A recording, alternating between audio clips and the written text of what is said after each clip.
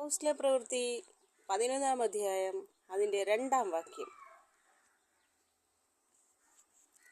പത്രോസ് യെരുശലേമിൽ എത്തിയപ്പോൾ പരിച്ഛേദനക്കാർ അവരോട് വാദിച്ചു.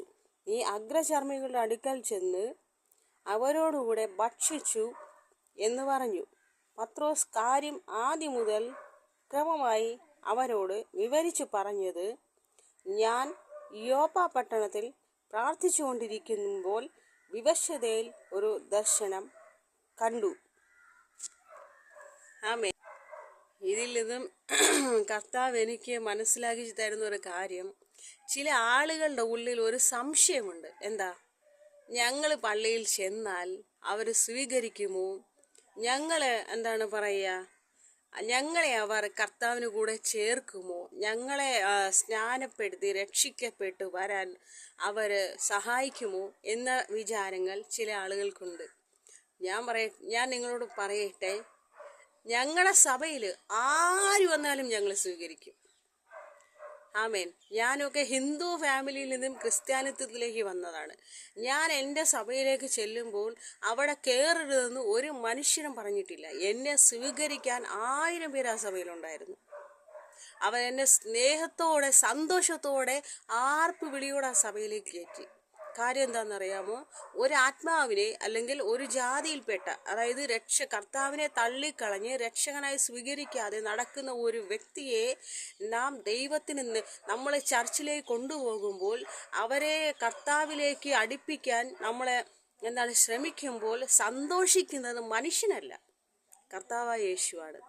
നമ്മുടെ ദൗത്യം എന്ന് പറയുന്നത് തന്നെ ജാതികളെ കർത്താവിലേക്ക് കൊണ്ടെത്തിക്കുക എന്നതാണ്, ആത്മാക്കളെ നേടിക്കൊടുക്കുക എന്നതാണ്. കാരണം എന്താണെന്നറിയാമോ? രക്ഷിക്കപ്പെടാതെ സ്നാനപ്പെടാതെ നടക്കുന്ന സകല മനുഷ്യരും മരിച്ചു പോയി കഴിഞ്ഞാൽ അവരുടെ ആത്മാവ് നരകത്തിലേക്ക് പോകും. ഒരിക്കലും നിത്യതയിൽ കർത്താവിനോട് കൂടെ വസിക്കത്തില്ല. അത് ദൈവം തമ്പുരാനും ആഗ്രഹിക്കുന്നില്ല, ഞങ്ങളും ആഗ്രഹിക്കുന്നില്ല. ഇനി വേറൊരു കാര്യം എന്ന് പറഞ്ഞാൽ, കർത്താവിനെ രക്ഷകനായി സ്വീകരിക്കുകയും സ്നേഹിക്കുകയും വിശ്വസിക്കുകയും ചെയ്താൽ ഈ ലോകത്ത് നമ്മൾ നന്മ പ്രാപിച്ച് ജീവിക്കും. നമ്മളും നമ്മുടെ തലമുറകളും നമ്മുടെ കുടുംബവും നന്മ പ്രാപിച്ച് ജീവിക്കും. ആ നന്മ മറ്റുള്ളവർ അനുഭവിക്കണമെന്നൊരാഗ്രഹം നമുക്കുള്ളത് കൊണ്ടാണ്, കർത്താവിനുള്ളത് കൊണ്ടാണ് എന്നെ പോലുള്ളവരെ ദൈവം തിരഞ്ഞെടുത്ത് ജാതികളെ പിടിക്കാനായി വിട്ടിരിക്കുന്നത്. ആമേൻ. ഞാൻ നിങ്ങളോട് പറഞ്ഞിട്ടുള്ള കാര്യമാണ്, സുവിശേഷ വേലയ്ക്ക് പോയതിൻ്റെ, കർത്താവിൻ്റെ സുവിശേഷവുമായി പോയതിൻ്റെ പേരിൽ എനിക്ക് ഒരുപാട് വേദനിപ്പിക്കുന്ന അനുഭവങ്ങൾ ഉണ്ടായിട്ടുണ്ട്. പക്ഷെ ഞാനതെല്ലാം എൻ്റെ ദൈവത്തിന് വേണ്ടി സന്തോഷമെന്ന് എണ്ണി. ആമേൻ. ഇനിയും അങ്ങനെ തന്നെയായിരിക്കും. കാരണം സുവിശേഷ വേല ചെയ്യുന്നതിൻ്റെ പേരിൽ എനിക്ക് ഈ ലോകത്ത് എന്ത് തന്നെ കിട്ടിയാലും ഞാനതെൻ്റെ ദൈവത്തിന് വേണ്ടി അത് സന്തോഷമായി എണ്ണും. കാരണം ഞാൻ പറഞ്ഞിട്ടുള്ള കാര്യമാണ്, മരിച്ചാലും ഞാൻ എൻ്റെ ദൈവത്തോടു കൂടെ, ഭൂമിയിൽ ജീവിച്ചിരിക്കുമ്പോഴും ഞാൻ എൻ്റെ ദൈവത്തോടു കൂടെ. ആമേൻ. അതിനാൽ ആർക്ക് വേണമെങ്കിലും ചർച്ചിൽ വരാം. പിന്നെ ഞാനൊരു കാര്യം പറയുന്നതുകൊണ്ട് നിങ്ങൾക്ക് ആർക്കും ഒന്നും തോന്നരുത്. ഈ ലോകത്തിലെ യഥാർത്ഥ സഭ എന്ന് പറയുന്നത്, മുങ്ങിയ സ്നാനമുള്ള സഭ എന്ന് പറയുന്നത് പെന്തക്കോസ്തൽ ചർച്ചാണ്. യഥാർത്ഥ ആരാധന എന്ന് പറയുന്നത് പെന്തക്കോസ്തൽ ആരാധനയാണ്. നമ്മൾ പെന്തക്കോസ്തൽ ചർച്ചിൽ പോയാൽ മാത്രമേ നമ്മൾ രക്ഷ പ്രാപിക്കൂ. അതുകൊണ്ടാണ് ഈ ലോകത്തിലുള്ളവർ പെന്തക്കോസ്തുകാരെ കളിയാക്കുകയും പരിഹസിക്കുകയും ചെയ്യുന്നത്. നിങ്ങൾ ചില കോമഡി ഷോകളിൽ കണ്ടിട്ടില്ലേ? അവർ ലോകത്തെ മറ്റേതെങ്കിലും വിശ്വാസികളെ കളിയാക്കുന്നുണ്ടോ? ഇല്ല. പെന്തക്കോസ്റ്റൽ ക്രിസ്ത്യാനികളെ അവർ കളിയാക്കും. അതൊന്നും ഒരിക്കലും നല്ലതല്ല. അത് വേറെ കാര്യം.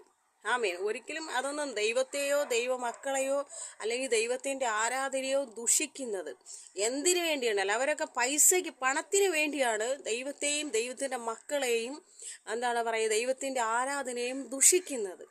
സ്റ്റേജിൽ കയറി നിന്ന് കാണിക്കുന്ന കോപ്രായിത്തരം നിങ്ങൾ കണ്ടിട്ടില്ലേ?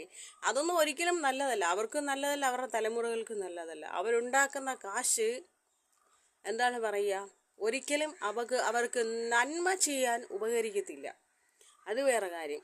പക്ഷേ ആമേൻ, ഞാൻ പറയുന്നത് പെന്തക്കോസ്തൽ ചർച്ചാണ് ഏറ്റവും നല്ല സഭ. അവിടെയാണ് യഥാർത്ഥ ആരാധനയുള്ളത്, അവിടെയാണ് മുങ്ങി സ്നാനമുള്ളത്. കർത്താവ് ബൈബിളിൽ പറയുന്നു, യേശു യോഹന്നാനാൽ യോർദാൻ നദിയിൽ ഇറങ്ങി സ്നാനപ്പെട്ടു വന്നു എന്ന് ബൈബിളിൽ കിടക്കുന്നുണ്ട്.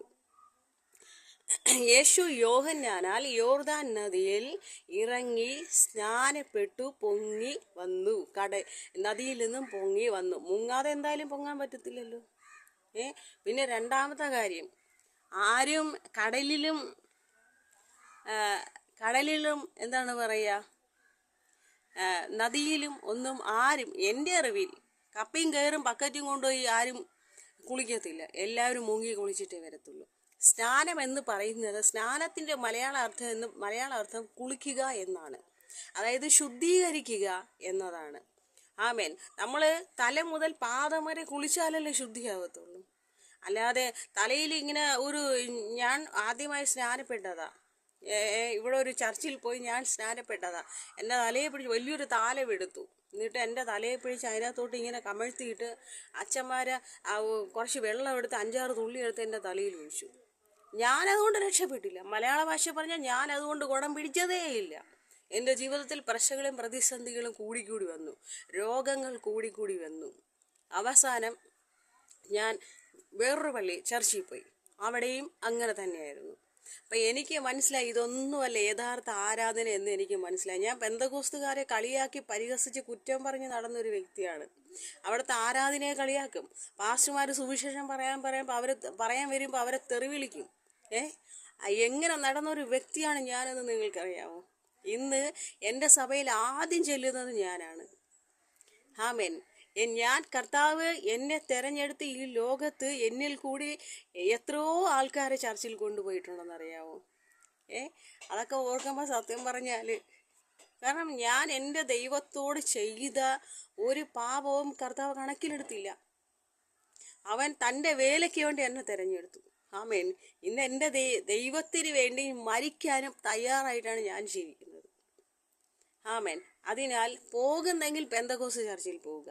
വിഗ്രഹത്തെ ആരാധിക്കുന്ന സഭകളിൽ, ചർച്ചുകളിൽ നിങ്ങൾ പോകരുത്. കാരണം ബൈബിളിൽ പുറപ്പാട് പുസ്തകത്തിൽ പറഞ്ഞിട്ടുണ്ട് വിഗ്രഹത്തെ ആരാധിക്കരുത്. എന്നിട്ടും ചിലരെന്താണ് പറയുക, വിഗ്രഹത്തെ ആരാധിക്കുന്നു. അവർക്ക് കണ്ടുകൊണ്ട് ആരാധിക്കാൻ ആരെങ്കിലും വേണ്ടേ എന്നാ പറയുന്നത്. ഒരിക്കലും വിഗ്രഹത്തെ ആരാധിക്കുന്ന സഭകളിൽ തളിപ്പ് സ്നാനം, തലയിൽ വെള്ളം കോരി ഇങ്ങനെ തളിക്കുന്ന സഭകളിൽ പോകരുത്. മുങ്ങി സ്നാനമുള്ള പെന്തക്കോസ്ത് ചർച്ചിൽ മാത്രമേ പോകാവുള്ളൂ. അതുകൊണ്ട് മാത്രമേ നിങ്ങളും നിങ്ങളുടെ കുടുംബവും തലമുറകളും രക്ഷ പ്രാപിക്കും. അല്ലാത്തടത്തോളം കാലം പോയിട്ട് ഒരു കാര്യം ഉണ്ടാവില്ല. ആമേൻ. അതിനാൽ എല്ലാവർക്കും ഞങ്ങളുടെ സഭകളിലേക്ക് സ്വാഗതം. ദൈവം എല്ലാവരെയും അനുഗ്രഹിക്കും.